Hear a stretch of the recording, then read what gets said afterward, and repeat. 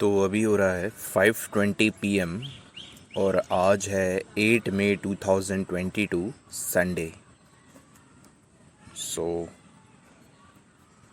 अभी मैं पार्क में बैठा हूँ।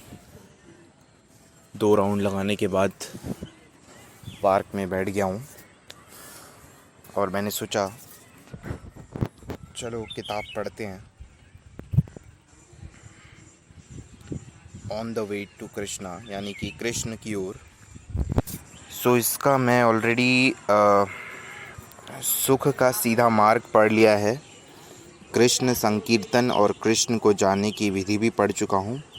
सर्वत्र और सदा कृष्ण दर्शन भी मैंने पढ़ लिया है। लेकिन अब क्या है कि मैं रिवीजन के लिए सोच रहा हूँ, तो इसीलिए मैं दोबारा से सुख का सीधा मार्ग पढ़ने वाला हूँ। ये रिवीजन करने के लिहाज से। बाकी कल शायद मैं इसका चौथा चैप्टर पढ़ूं, जिसका नाम है मूड और ज्ञानी के मार्ग। तो आज अभी तो मैं सिर्फ रिवीजन करूंगा और सुख का सीधा मार्ग को दोबारा पढ़ूंगा, क्योंकि रिवीजन करना बहुत ज़रूरी है ताकि चीज़ें और दिमाग में बैठती जाएं और जो भी बातें लिखी हैं वो और अच्छे से समझ आएं, वो और अच्छे से क्लैरिटी में आएं। वैसे तो कई सारी बातें हैं जो ऑलरेडी कथावाचक या यूट्यूब पे बोलते रहते हैं, लेकिन ऐसी बहुत सी बातें हैं जो जब आप पढ़ते हो तो आपको पता लगती हैं। सो दोबारा से मैं सुख का सीधा मार्ग रिवाइज करता हूँ। बुक का नाम सेम है, कृष्ण की ओर। वही है, कृष्ण कृपा मूर्ति श्री श्रीमद एसी भक्ति वेदांत स्वामी प्रभुपाद। लेखक परिचय तो पढ़ रखा है, हमें वो सब पढ़ने की अभी ज़रूरत नहीं है क्योंकि रिवीजन करना है। सो शुरू करता हूँ अभी पढ़ना।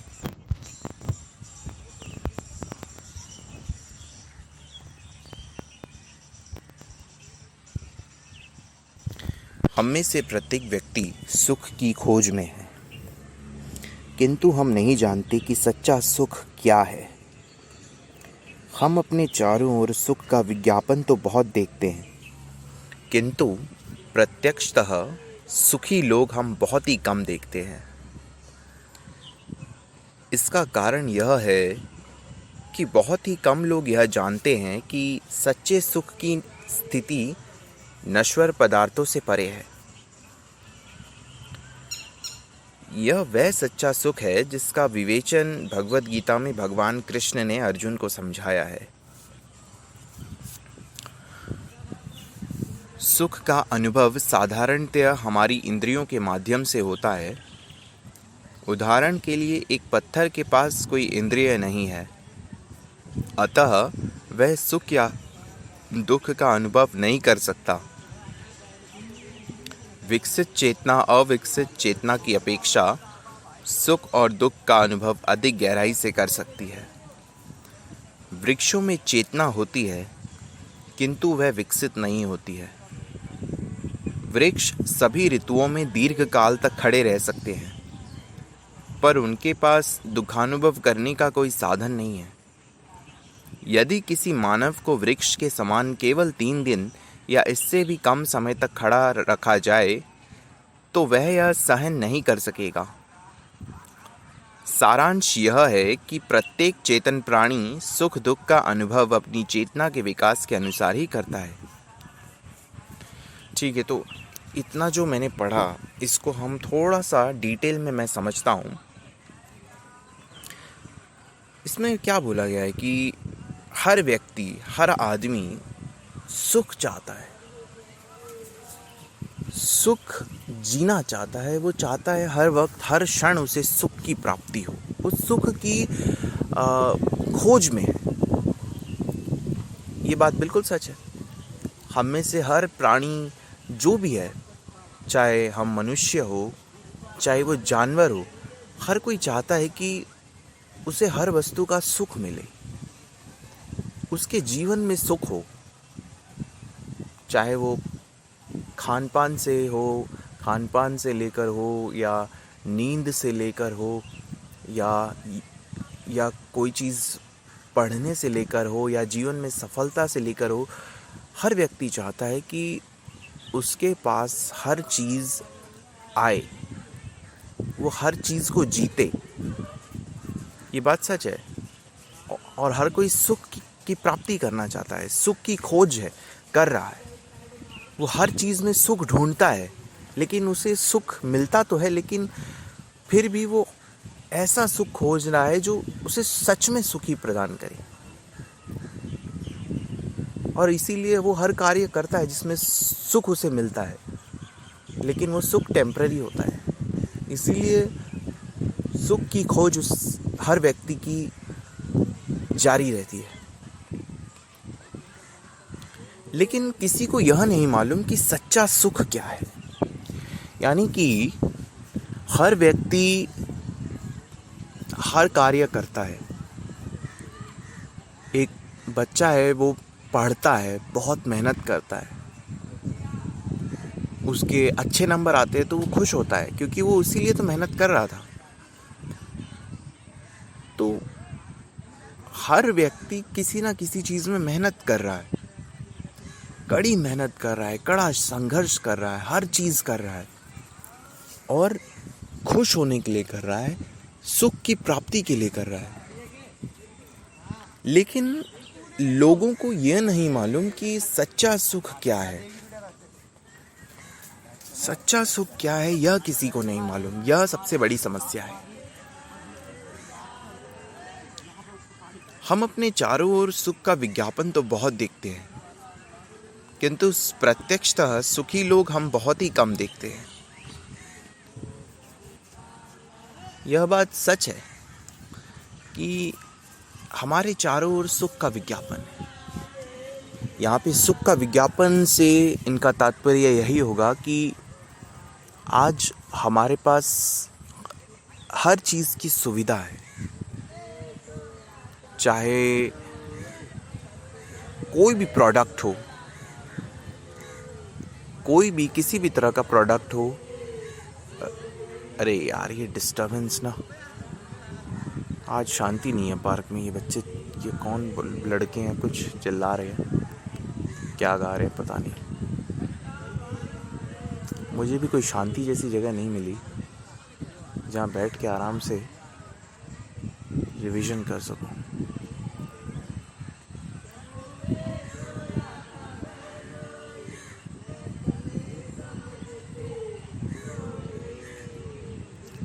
क्या करूं, कहाँ बैठ के आराम से पढूं, कहाँ बैठ के।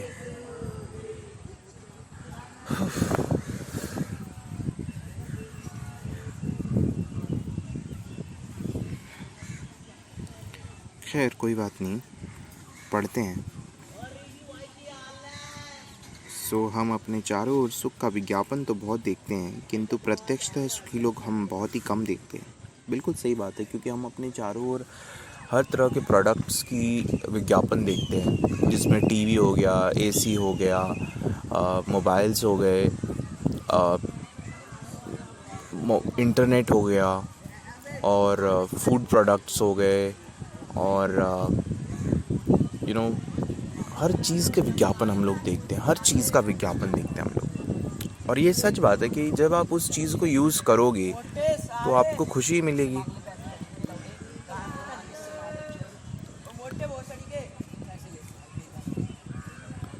पता नहीं ये कौन बच्चे हैं जो गालियाँ दे रहे हैं। खैर कोई बात नहीं। ये तो सच है कि हम सभी लोग सुख की प्राप्ति कर रहे हैं, और सुख की चाहत में दिन रात मेहनत करते हैं। सुख की चाहत में हम लोग हर तरह की यातनाओं को भी सहते हैं जो जीवन में हमको मिलती हैं, ताकि हमें हर वस्तु से सुख की प्राप्ति हो। हर तरफ हम ये विज्ञापन देखते हैं। हमारी जीवन में ऐसे हज़ारों वस्तुएं हैं जो कई लोगों के पास उपलब्ध हैं और कई लोगों के पास उपलब्ध नहीं है। वो उपलब्ध करना चाहते हैं। जैसे किसी के पास गाड़ी है, हम गाड़ी का विज्ञापन भी देखते हैं, किसी के पास गाड़ी है तो किसी के पास गाड़ी नहीं है। तो हर व्यक्ति उस चीज़ की सुविधा पाना चाहता है, उस चीज़ की सुविधा का सुख पाना चाहता है। वो ठीक है, वो गलत चीज़ नहीं है, लेकिन यहाँ पे जो ग्रंथ में जो लिखा है वो ये बोलने की कोशिश की जा रही है कि चाहे किसी के पास हर तरह की वस्तु की सुविधा हो या चाहे किसी के पास किसी भी तरह की वस्तु की सुविधा ना हो, लेकिन इन दोनों ही कैटेगरी में इन लोगों को सच्चे सुख का ज्ञान नहीं है। यानी सच्चा सुख क्या है ये किसी को नहीं मालूम। वस्तुओं से सुख की खोज करना ये सबको मालूम है। सबको मालूम है कि हाँ, मुझे अगर 10 किलोमीटर, 15 किलोमीटर, 50 किलोमीटर दूर जाना है या 100 किलोमीटर दूर जाना है तो मेरे पास एक गाड़ी होनी चाहिए। मुझे वो गाड़ी ख़रीदनी है। वो गाड़ी अगर 10 लाख रुपए की है तो मुझे वो 10 लाख रुपए कहीं से मेहनत करके कमाने होंगे या कहीं से लोन लेना पड़ेगा या कुछ भी करना पड़ेगा। तो सबके अपने अपने ड्रीम्स हैं। कोई अपना घर बनाना चाहता है, उसको पता है कि 50 लाख या 1 करोड़ या 12 लाख जितना भी रकम है घर का, वो उसे चुकाना है ताकि वो उस घर को प्राप्त कर सके और उस घर में सुख शांति से वो रह सके। लेकिन सच्चाई क्या है कि वस्तुओं से सुख प्राप्त नहीं हो सकता, सच्चा सुख प्राप्त नहीं हो सकता। वस्तुएं हमारी साधना को आसान बना सकती हैं, लेकिन वस्तुओं से हम लोग जो सुख चूसने की खोजबीन करते हैं वो मुमकिन नहीं है। क्योंकि एट द एंड जब आपके पास सारी वस्तुएं आ जाएंगी, हर चीज़ आपके पास आ जाएगी, जब तक आपका संघर्ष चल रहा है तब तक तो आपके पास कोई ना कोई कर्म है करने को। लेकिन जब आपका संघर्ष ख़त्म हो जाएगा और फिर आपके पास सारी वस्तुएं आ जाएंगी, हर तरह की सुख सुविधा आ जाएगी, उसके बाद भी आपका संघर्ष किसी ना किसी रूप में जारी रहेगा। क्योंकि आपको यह नहीं मालूम कि सच्चा सुख क्या है। तो आप संघर्ष को संघर्ष की तरह लेंगे और संघर्ष को जीना पड़ेगा। आपका माइंड जो है सच्चे सुख की तरफ होगा ही नहीं, आपकी सोच सच्चे सुख की तरफ जाएगी ही नहीं। तो आप हर चीज़ पाने के बाद भी खुद को अधूरा महसूस करेंगे। आपको कोई ना कोई दिक्कत आती रहेगी, ये तो सच्चाई है। क्या ऐसा नहीं है कि जिनके पास सब कुछ है वो अमीर है, सब कुछ है, लेकिन उनके फैमिली मेम्बर्स में लड़ाई झगड़े ये सब हो जाता है। तो दिक्कत हर तरफ से है। जो बहुत गरीब है उसको भी दिक्कत है, जो अमीर है उसको भी दिक्कत है, जो गरीब है उसे दोनों तरफ से दिक्कत है। एक तो उसको सच्चा सुख क्या है ये भी नहीं पता, और उसके पास वस्तुओं की भी कमी है, उसके पास वो लग्जरी भी नहीं है, उसके पास वो हर तरफ से गरीब है। और जो अमीर है वो अमीर है, उसके पास किसी वस्तु की कमी नहीं है, लेकिन उसको सच्चे सुख का पता नहीं है। तो ये चीज़ है। तो इसमें यही बताया जा रहा है कि सच्चा सुख किसे बोलते हैं लोग नहीं जानते, लेकिन हर तरफ सुख का विज्ञापन बहुत देखते हैं, लेकिन सभी लोग सुखी नहीं हैं, बहुत कम लोग सुखी हैं। इसका कारण यह है कि बहुत कम लोग यह जानते हैं कि जो सच्चा सुख है वो नश्वर पदार्थों से परे है। यानी कि सच्चा सुख जो है वो इन प्रोडक्ट से, ये जो हमारे आसपास की जितनी भी सुख सुविधाएं हैं उनसे परे है। आप बोल सकते हो कि आपको गर्मी लग रही है, ठीक है, बहुत तेज़ गर्मी लग रही है, और आपके पास फ़ैन नहीं था, अब आपके पास फ़ैन आ गया, लेकिन अब आपको गर्मी नहीं लग रही। दैट डजंट मीन कि आपने सच्चा सुख प्राप्त कर लिया, ऐसा नहीं है। आप बहुत गरीब हो आपके पास फ़ैन नहीं है, आपको बहुत तेज़ गर्मी लग रही है, तो अब आप आपने देखा, एक पंखे का विज्ञापन देखा आपने, आपको उसकी कीमत मालूम चली कि उसकी कीमत 3,000 है, 2,000 है, जो भी कीमत है। अब आप गरीब हो, आपके पास वो नहीं है, आप उसको पाना चाहते हो, क्योंकि जब आप पंखा पाओगे तभी तो आपको गर्मी ख़त्म होगी, आपकी गर्मी मिटेगी। तो आप उसके लिए कोशिश करते हो तो आपके पास पंखा आ जाता है। लेकिन पंखा आने का मतलब ये नहीं है कि आपने सच्चा सुख प्राप्त कर लिया। आपने अपनी भौतिक, जो आपको दिक्कत हो रही थी, जो आपकी भौतिक परेशानी थी, आपने उसको कहीं ना कहीं आपने कुछ देर के लिए दूर किया है, लेकिन सच्चे सुख को थोड़ी आपने पाया है। उस पंखा, जो चीज़ आपके पास नहीं थी, वो पंखा आ गया अब आपके पास, इसका मतलब ये थोड़ी कि आपने सच्चा सुख पा लिया उस पंखे के थ्रू। नहीं ना, वो पंखा आपको सच्चा सुख थोड़ी दे सकता है। तो बहुत कम लोगों को यह पता है कि सच्चा सुख क्या है। जिनको पता है वो जानते हैं कि ये नश्वर पदार्थों से परे है। और सच्चे सुख का जो बात है वो भगवान श्री कृष्ण ने अर्जुन को समझाया है। भगवत गीता में इसका साफ साफ उल्लेख है। जो सुख है, सुख का जो अनुभव है, वो साधारण रूप में तो हमारी इंद्रियों के माध्यम से ही होता है। यानी कि जो हमारे कान है, नाक है, आँख है, हमारा शरीर है, हमारे भीतर जो पेट है, हमारे जो दिल की धड़कनें हैं, हमारी इंद्रियां क्या होती हैं? इंद्रियां होती हैं जैसे हमारी आँखें होंगी, हमारे कान हो गए, हमारी जीभ हो गई, हमारे नाक हो गया, और हर तरह की इंद्रियां होती है।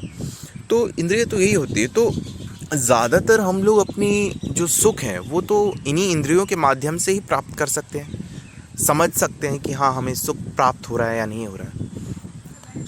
जैसे उदाहरण के लिए, कोई एक पत्थर है लेकिन उसके पास इंद्रिय नहीं है। बात सही है, एक पत्थर के पास ना तो हाथ होते हैं, ना तो कान होता है, ना तो नाक होती है, उसके पास कुछ नहीं होता। तो इसीलिए वो सुख या दुख को महसूस नहीं कर सकता, उसको अनुभव नहीं कर सकता, क्योंकि पत्थर में कोई आत्मा नहीं है, उसके अंदर कोई चेतना नहीं है।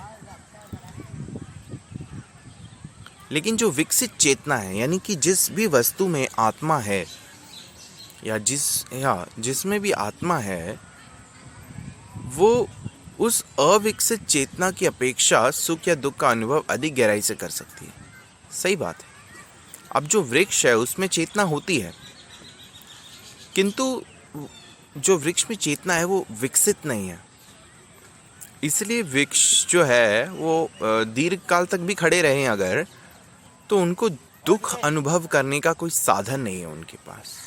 यानी वो 24 घंटे भी अगर वृक्ष खड़े रहें तो उनको ये नहीं महसूस होगा कि यार मुझे कुछ दुख हो रहा है, मेरा कोई दर्द है, क्योंकि भगवान ने उनको ऐसे ही बनाया है। उनको खड़ा रहना है, ये कोई उनका पनिशमेंट नहीं है। That's their duty, that's their feature. अब मेरे पास पैर है, मैं चल सकता हूँ, तो इसका मतलब ये थोड़ी कि मैं चल रहा हूँ तो ये मेरी पनिशमेंट है, नहीं। उसी तरह से जो वृक्ष है उनको खड़ा रहना है।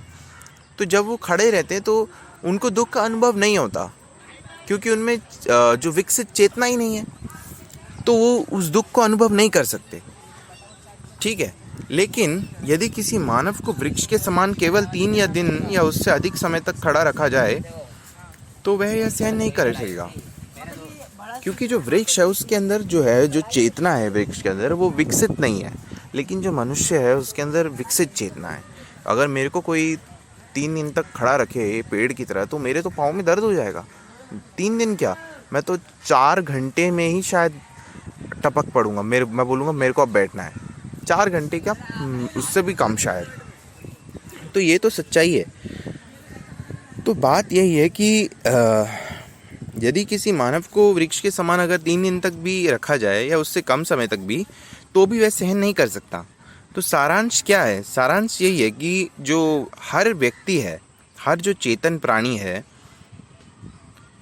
उसको जो सुख या दुख का अनुभव होता है उसकी चेतना के विकास के अनुसार होता है। ये बात बिल्कुल सच है कि किसी भी मनुष्य को जो सुख या दुख का अनुभव होता है वो उसकी चेतना के विकास के अनुसार ही होता है। अर्थात यह बोलने में कोई हिचक नहीं है कि हर व्यक्ति की चेतना का स्तर जो है वो अलग अलग होता है, बिल्कुल अलग अलग होता है। देखिए क्या होता है कि जैसे हम बोलते हैं ना पॉजिटिव माइंडसेट और नेगेटिव माइंडसेट की बात करते हैं हम लोग, तो उसका डायरेक्ट अगर थोड़ा बहुत ताल्लुक देखा जाए तो यही है भाई, जिसकी चेतना विकसित नहीं होगी उतनी उस लेवल पर तो उसको तो दुख होगा, और जिसकी चेतना उस लेवल तक विकसित होगी उसको सुख भी हो सकता है, दुख भी हो सकता है, उसके सोचने के तरीके के ऊपर है। सो हर जो प्राणी है सबकी अलग अलग चेतना, सबकी चेतना का स्तर जो है वो अलग अलग लेवल पे विकसित है, मेरे को जहाँ तक समझ आ रहा है। ठीक है, तो ये तो पहला पेज का था। आगे थोड़ा बहुत पहले पेज में लिखा हुआ है जो है, इस भौतिक संसार में हम जो सुख अनुभव कर रहे हैं वह सच्चा सुख नहीं है। यदि कोई व्यक्ति किसी वृक्ष से पूछे क्या तुम सुखी हो, तो वृक्ष यदि बोल सकता तो कदाचित यही कहता, हाँ मैं यहाँ वर्ष भर खड़े खड़े सुखी हूँ, वायु और हिमपात का बहुत ही आनंद ले रहा हूँ, आदि आदि। एक वृक्ष इस प्रकार की स्थिति में आनंद अनुभव कर सकता है, परंतु मानव के लिए आनंदानुभव का यह एक अत्यंत निम्न स्तर है। ठीक है, तो यही कहने का प्रयास है कि जो भौतिक संसार में जो हम सुख का अनुभव कर रहे हैं वो सच्चा सुख नहीं है। यही बात बता रहे हैं कि वो सच्चा सुख नहीं है, क्योंकि जब कोई वृक्ष से अगर आप पूछो कि क्या भाई तुम यहाँ खड़े खड़े सुखी हो गया, तो वो बोल सकता है कि हाँ मैं सुखी हूँ, क्योंकि उसको भगवान ने उसको जो चेतना दी है उसके भीतर अविकसित चेतना है, तो जिस हिसाब से उसको बनाया है, डिज़ाइन किया है, उसको दुख अनुभव नहीं होगा। ठीक है, वो खड़े खड़े सुखी है। अगर अब वो बोलेगा कि मैं खड़े खड़े सुखी हूँ, मैं वायु और हिमपात का बहुत ही आनंद ले रहा हूँ, लेकिन वृक्ष आनंद का अनुभव कर सकता है लेकिन मनुष्य नहीं कर सकता। मनुष्य के लिए तो ऐसे खड़े रहना सबसे घटिया और निम्न स्तर का आनंद होगा, वृक्ष के लिए नहीं होगा। वृक्ष को खड़े खड़े आनंद का अनुभव हो सकता है, क्योंकि वृक्ष के अंदर जो चेतना है वो उस लेवल की है कि उसको दर्द भी नहीं होता, दुख भी नहीं होता, खड़े खड़े उसको फर्क भी नहीं पड़ता, क्योंकि उसको ऐसे ही बनाया गया है। लेकिन अगर मनुष्य अगर वृक्ष की चेतना के मुताबिक खड़ा रहेगा तो 3 दिन से कम के वक्त में ही वो नहीं खड़ा हो पाएगा, वो उसके पाँव में दर्द होने लग जाएगा, उसे दुख होने लगेगा। उसके लिए ये जो आनंद है, ये जो वृक्ष का आनंद है, सबसे निम्न स्तर का आनंद है, वो ये आनंद लेना ही नहीं चाहेगा। चेतन प्राणियों के विभिन्न प्रकार और उनकी विभिन्न श्रेणियां हैं। उनके सुख की परिकल्पनाएं और अनुभूतियां भी विभिन्न प्रकार और श्रेणियों की है। ठीक है, यद्यपि एक पशु यह देख सकता है कि दूसरे पशु की हत्या हो रही है, तथापि वह घास खाता रहेगा, क्योंकि उसके पास यह समझने की कोई योग्यता नहीं है कि अगली बार वह मारा जा सकता है। वह सोचता है मैं सुखी हूँ, पर दूसरे ही क्षण वह मारा जा सकता है। यह बात भी सही है। तो अब तक हमने ये तो पता लग गया कि जो सुख की परिकल्पनाएं हैं और अनुभूतियां हैं वो अलग अलग प्रकार की होती है और अलग अलग श्रेणियों में होती है। यदि एक पशु है, वो दूसरे पशु की हत्या हो रही है ये देख रहा है, लेकिन फिर भी वो देख रहा है कि हाँ सामने किसी पशु की हत्या हो रही है, उसको मारा जा रहा है, लेकिन फिर भी वो उसको इग्नोर कर रहा है और क्या कर रहा है, वो घास खा रहा है, अपना मज़े से घास खा रहा है। वो सोच रहा है उसके साथ तो कुछ होगा ही नहीं, क्योंकि उसके पास वो समझने की योग्यता ही नहीं है कि अगली बार जब वो जो हत्यारा है, जो उस पशु को मार रहा है, वही हत्यारा उसको भी मार सकता है। ये चीज़ समझने की उसके पास अक्ल ही नहीं है। वह सोचता है कि यार मैं तो घास खा रहा हूँ, मैं तो आनंद में हूँ, मैं तो सुखी हूँ, क्योंकि मैं तो घास खा रहा हूँ, मुझे तो कुछ नहीं हो रहा, मुझे तो कोई कुछ नहीं कर रहा, लेकिन दूसरे ही क्षण वह भी मारा जा सकता है। इस प्रकार सुख की अलग अलग श्रेणियां होती है, किंतु इन सब में सर्वोच्च सुख क्या है? श्री कृष्ण से कहते हैं, सुख मात्य नित्यं यत्तद बुद्धिग्रामत्रिन्द्रियं वेतित यत्र न चेवायं स्थिति श्रलति तत्वतः। उस परमानंद की स्थिति समाधि अवस्था में साधक दिव्य इंद्रियों के द्वारा अनंत दिव्य सुख का अनुभव करता है। इस प्रकार स्थित हुआ साधक सत्य से कभी विचलित नहीं होता। यानी कि कहने की कोशिश की जा रही है इस श्लोक के मुताबिक कि जब समाधि स्थिति में कोई साधक होता है जो दिव्य इंद्रियों के द्वारा वो अनंत दिव्य सुख का अनुभव करता है, इस प्रकार जो स्थित हुआ साधक है वो सत्य से कभी विचलित नहीं होता। यानी कि जब कोई साधक ईश्वर की साधना करता है, उसका चिंतन करता है, तो उसकी जो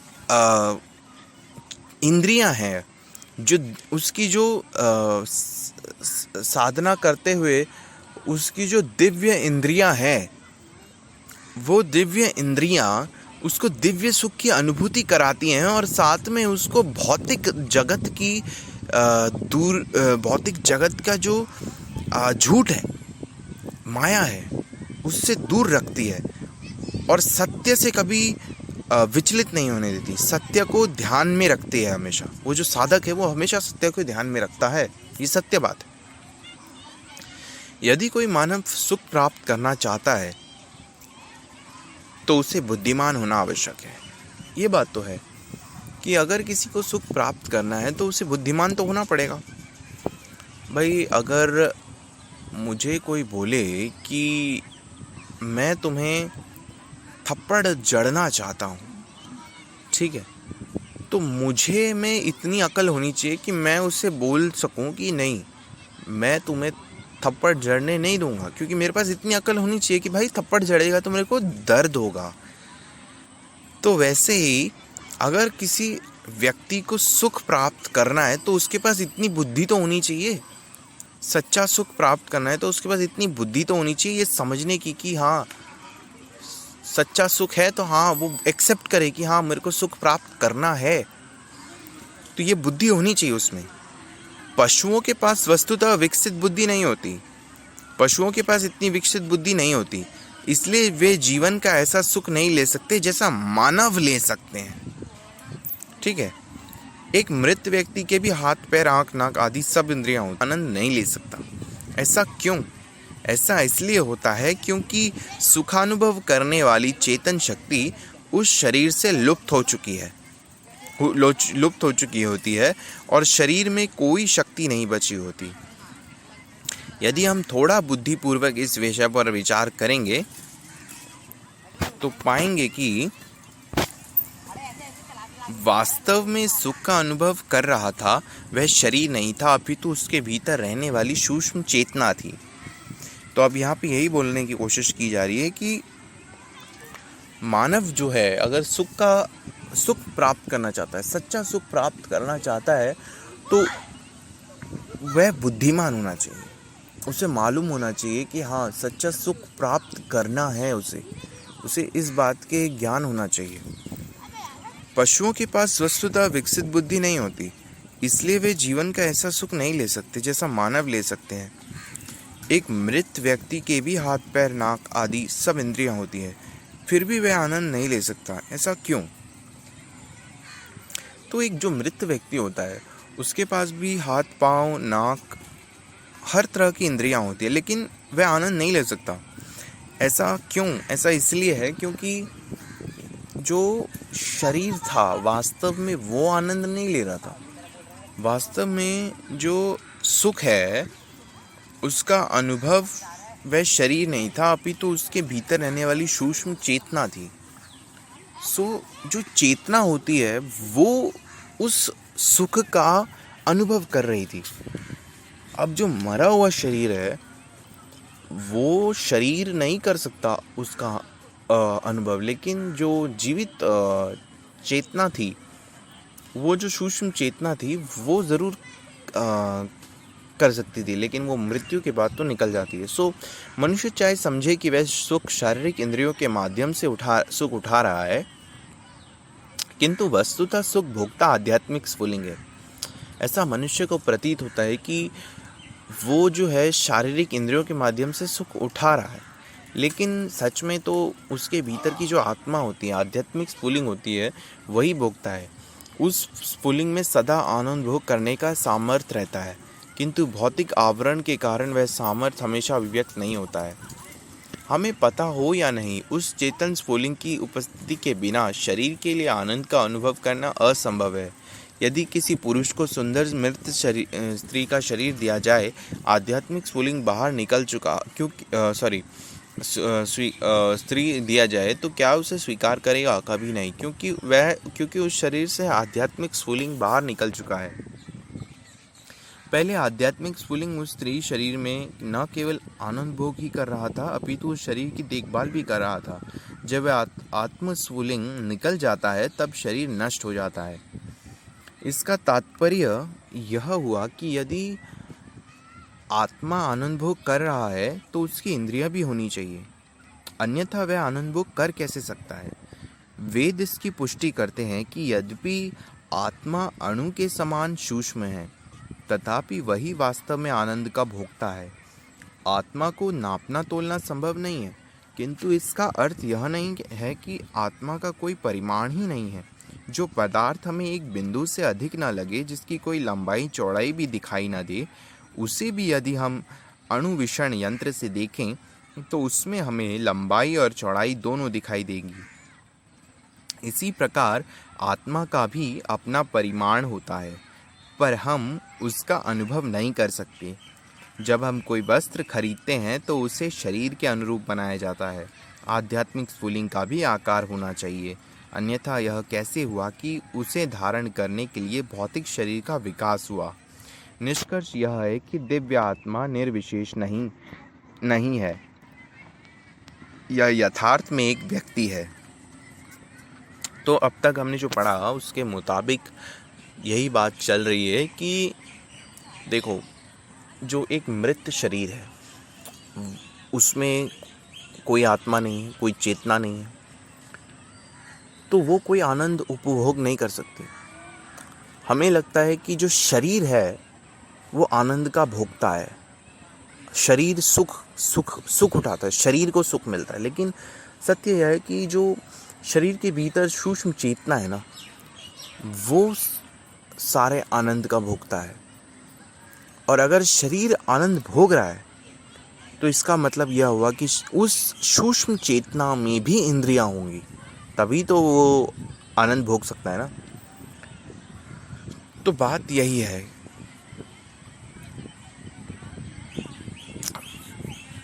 तो इस हिसाब से जो दिव्य आत्मा है वो निर्विशेष नहीं है, यह यथार्थ में एक व्यक्ति है, यानी कि दिव्य आत्मा भी एक व्यक्ति है और ईश्वर एक वास्तविक पुरुष है, और उनका सूक्ष्म अंश होने के कारण आत्मा भी एक व्यक्तित्व है। यदि पिता में निजी स्वरूप और विशिष्टता है तो पुत्र में भी अवश्य होंगे, और यदि पुत्र में ये हैं तो हम निश्चित रूप से कह सकते हैं कि पिता में भी ये होंगे। अतः यह कैसे हो सकता है कि भगवान की संतान होकर हम अपने स्वरूप और विशिष्टता को स्थापित करें और अपने परमपिता भगवान में उनको नकारें?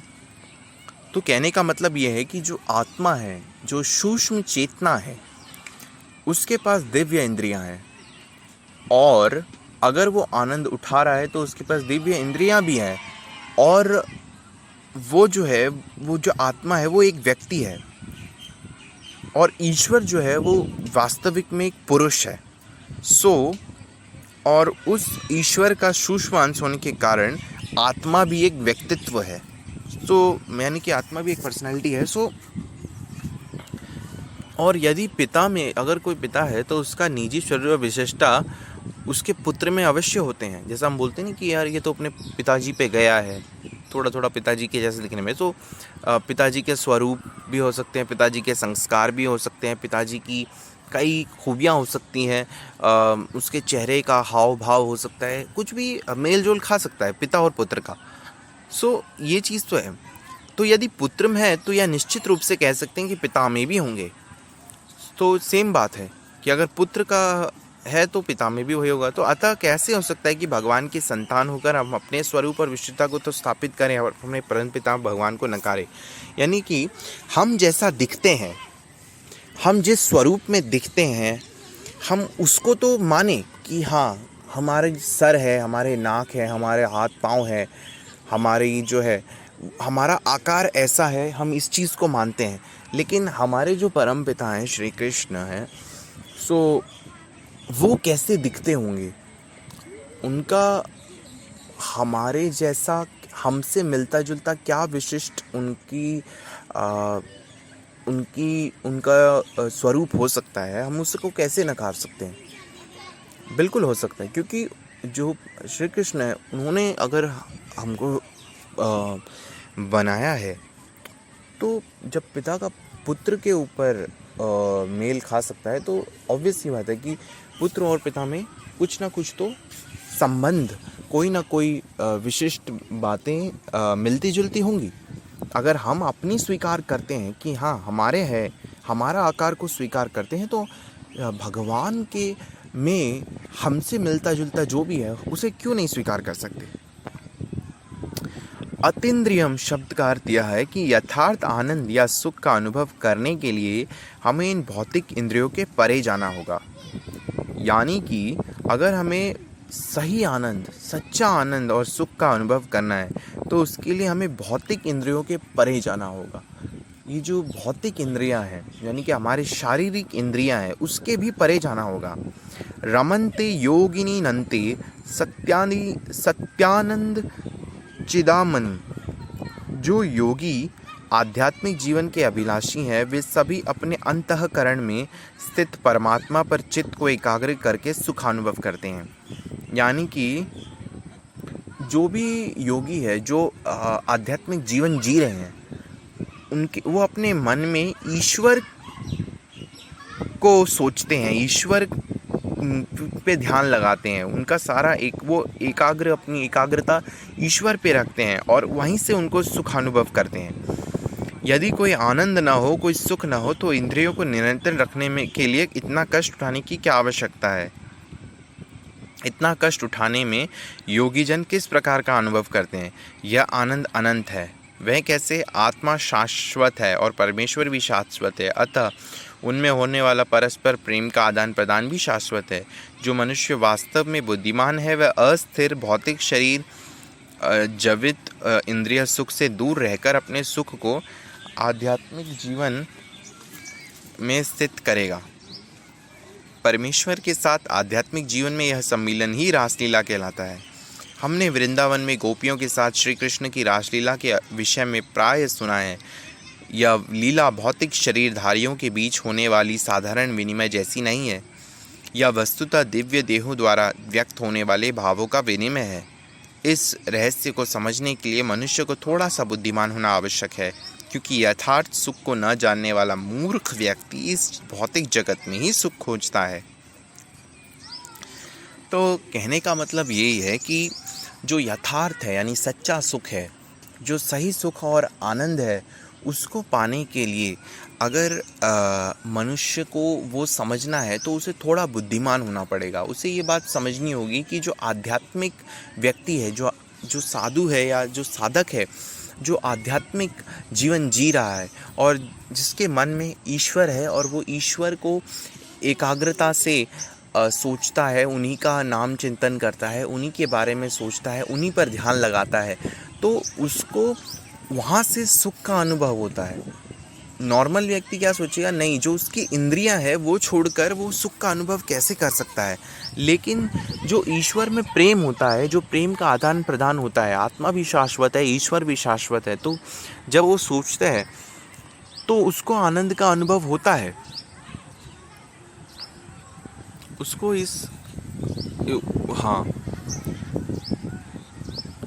तो जब लोग सोचते होंगे कि यार जब इंद्रियों का उपयोग नहीं हो रहा है, जब इंद्रियों के से उपयोग करके कोई आनंद नहीं ले रहा है, तो आनंद कैसे हो सकता है? ये तो कष्ट में हो गया।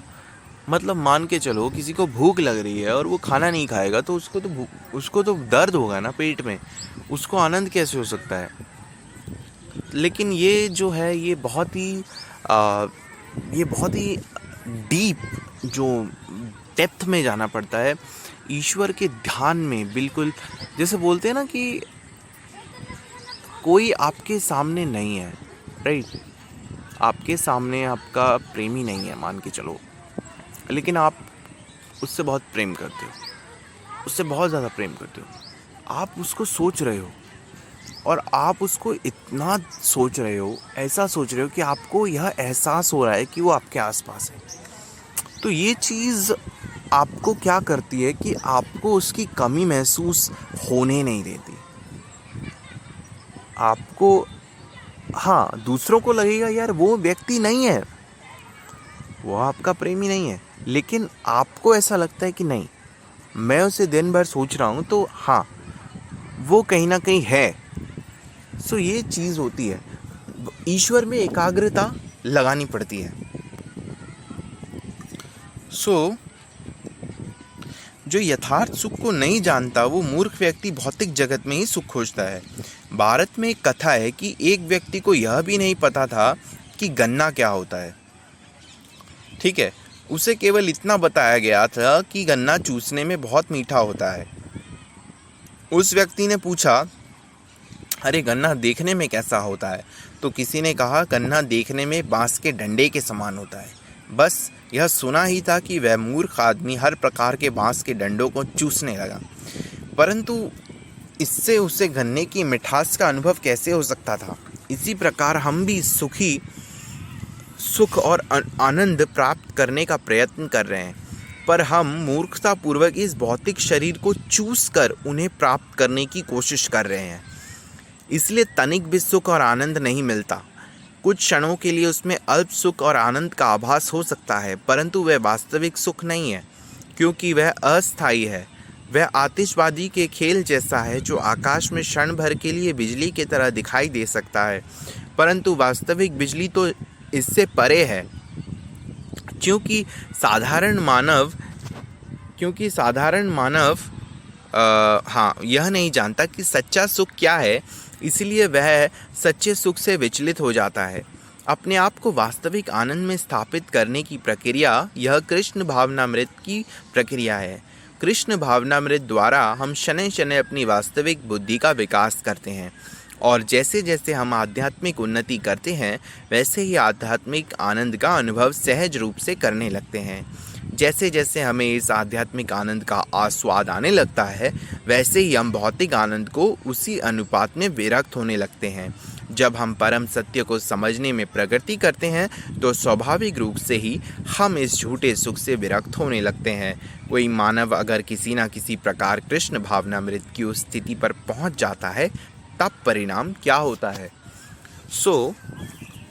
कहने की बात ये की जा रही है कि जो नॉर्मल व्यक्ति होता है वो क्या सोचता है कि मैं भौतिक जगत में भौतिक सुखों का आनंद लूं, लेकिन सच तो यह है कि यथार्थ सुख भौतिक सुख से कई गुना ज़्यादा अच्छा है, और वो सत्य सुख है।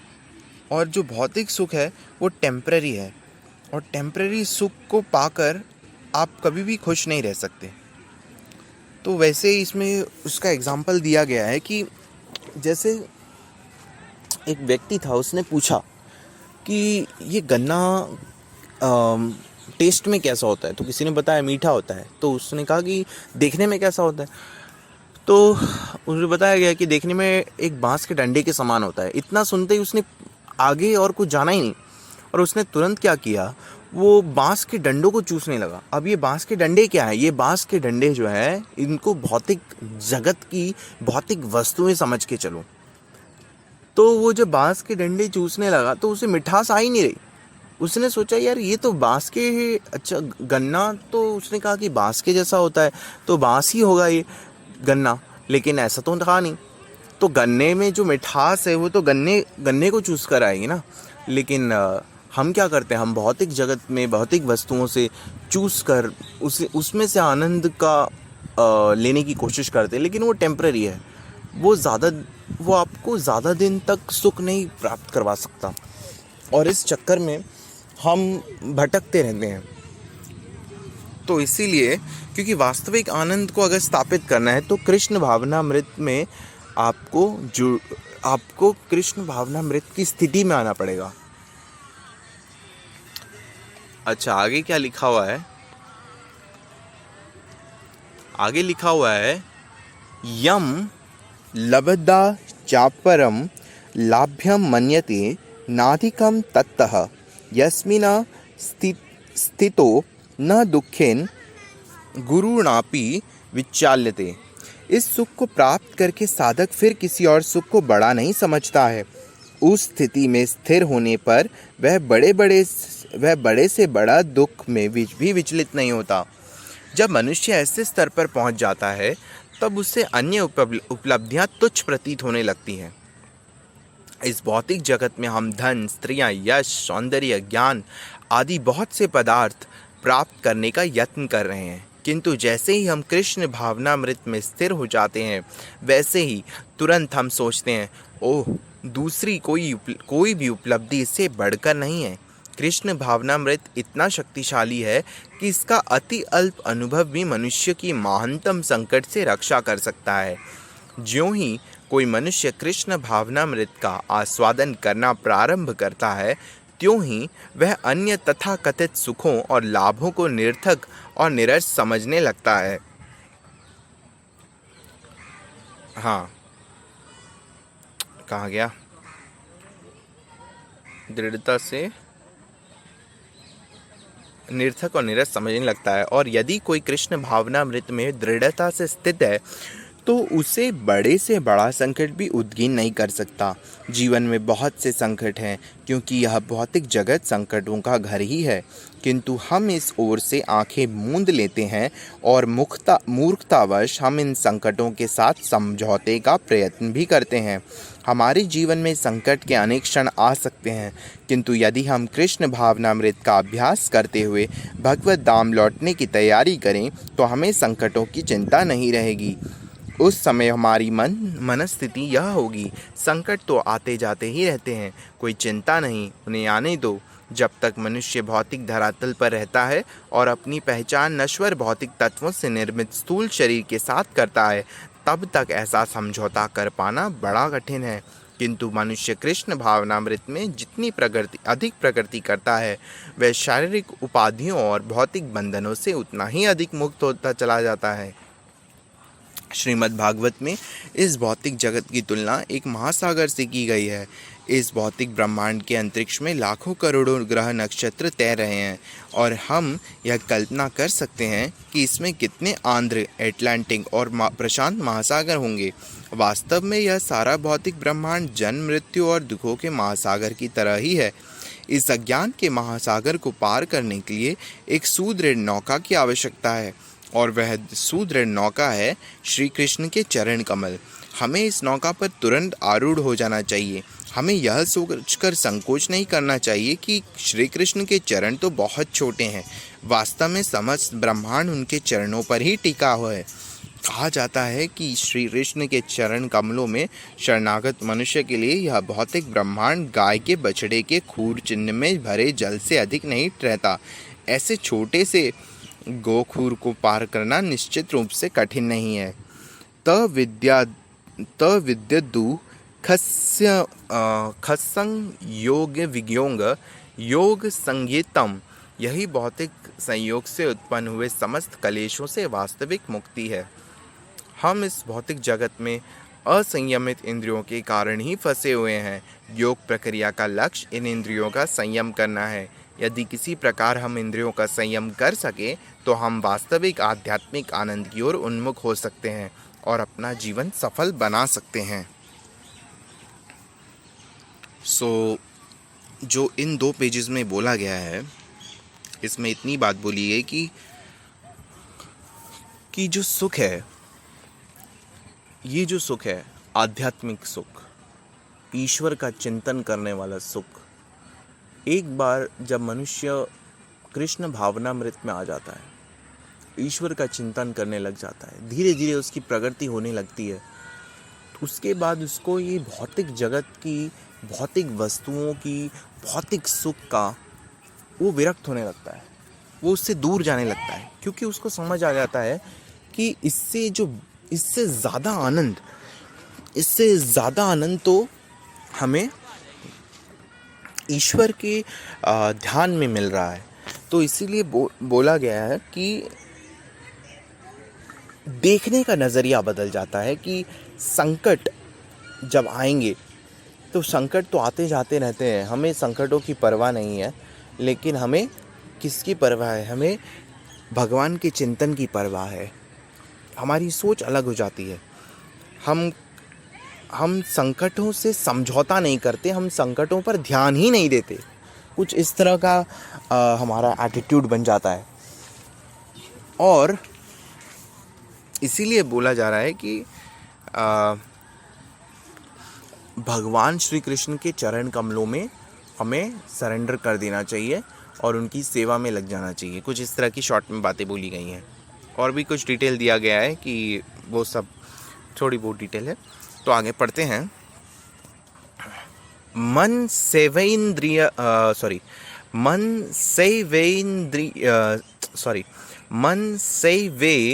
इंद्रियग्रामः विनियमः समन्तः शनैः शनैः रूपद्रमेदः बुद्धा धूतिग्रहतीय आत्मसंस्थः मनः कृत्वा न किञ्चिदपि चिन्तये च यतो यतो निश्चलति मंशलम् अस्थिरं तत्स्ततो नियमितेदः आत्मयेवः वशनयेत। साधक पुरुष को अविचल दृढ़ता और विश्वास के साथ योग अभ्यास करना चाहिए। उसे मिथ्या अहंकार से उत्पन्न समस्त भौतिक इच्छाओं को त्याग देना चाहिए और मन के द्वारा सब ओर से इंद्रियों का संयम करना चाहिए। इस प्रकार साधक को धीरे धीरे क्रमशः पूर्ण विश्वास के साथ बुद्धि द्वारा समाधि में स्थिर रहना चाहिए और अन्य किसी का भी चिंतन न करते हुए मन को आत्मा पर स्थिर करना चाहिए। यह चंचल और अस्थिर मन जहाँ जहाँ भी चलायमान हो, वहाँ से इसको निश्चित रूप से हटाकर अपने वश में करना चाहिए। मन सदा अस्थिर रहता है, यह कभी इधर जाता है तो कभी उधर। योगाभ्यास से हम मन को यथार्थ रूप में कृष्ण भावनामृत की ओर खींचते हैं, किंतु मन कृष्ण भावनामृत से अनेक ब्रह्मा पता नहीं क्या लिखा है, ये ब्रह्मा विषयों की ओर अनेक अलग विषयों की ओर, शायद ये होगा, अनेक विषयों की ओर दौड़ता है, क्योंकि अनादिकाल से और जन्म जन्मांतर से इसकी यही प्रवृत्ति रही है। फलतः साधक को प्रारंभ में अपने मन को कृष्ण भावनामृत की ओर उन्मुख करने में बड़ी कठिनाई हो सकती है, पर सभी कठिनाइयों पर विजय पाई जा सकती है, क्योंकि मन अशांत है और श्री कृष्ण की ओर उन्मुख नहीं है। अतः यह एक विचार से दूसरे विचार में चला जाता है। उदाहरण के लिए, जब हम किसी काम में लगे होते हैं तो मन में अचानक ऐसी घटनाओं की स्मृति बिना किसी प्रत्यक्ष कारण के जागृत हो उठती है जो 10, 20, 30 या 40 वर्ष पहले घटित हुई थी। ये विचार हमारे उपचेतन मन से ही आते हैं, क्योंकि ये विचार निरंतर उठते रहते हैं, इसीलिए मन सदा अशांत रहता है।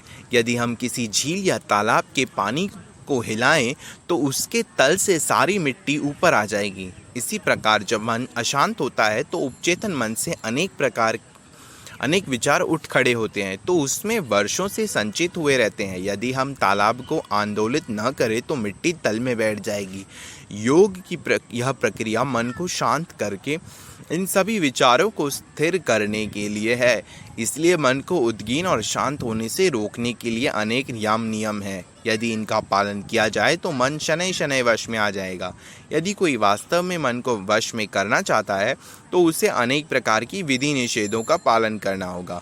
कोई यदि केवल स्वेच्छा से कार्य करे तो मन को संयमित करने की क्या संभावना रहेगी। जब मन अंततः उस बिंदु तक प्रशिक्षित कर लिया जाता है जहाँ वह कृष्ण के अतिरिक्त किसी और विषय का चिंतन नहीं करता, तब वह निष्फल हो जाएगा और उसे शांति प्राप्त हो जाएगी।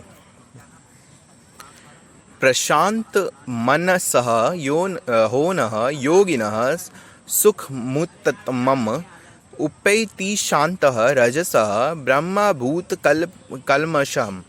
जिस योगी का मन मुझ में स्थिर रहता है वह निश्चय ही सर्वोच्च सुख को प्राप्त करता है, या वह ब्रह्मभूत होकर जीवन मुक्त हो जाता है, उसका मन शांत हो जाता है, उसको मनोवेग स्थिर हो जाते हैं और वह पाप से मुक्ति पा लेता है।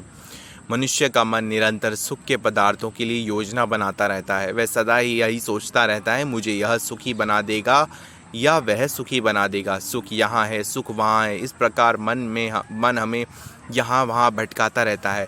यह अनियंत्रित घोड़े से युक्त रथ पर आरूढ़ होने जैसा ही है। हमारा इस बात पर कोई नियंत्रण नहीं होता कि हम कहाँ जा रहे हैं, हम तो बस भयभीत हुए बैठे ही रह सकते हैं।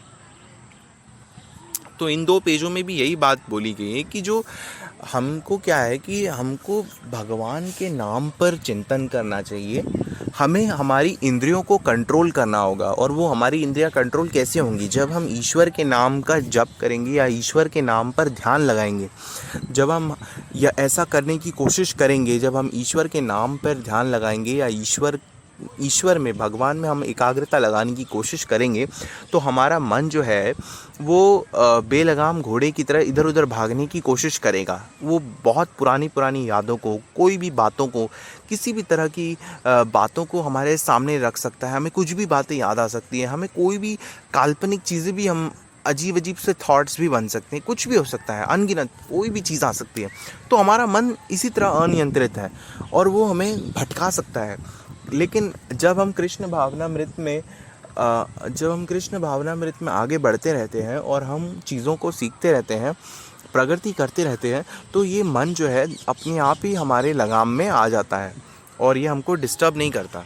इतनी बात बताई गई है, और भी एक्सप्लेन किया गया है। अब मैं आगे पढ़ता हूँ।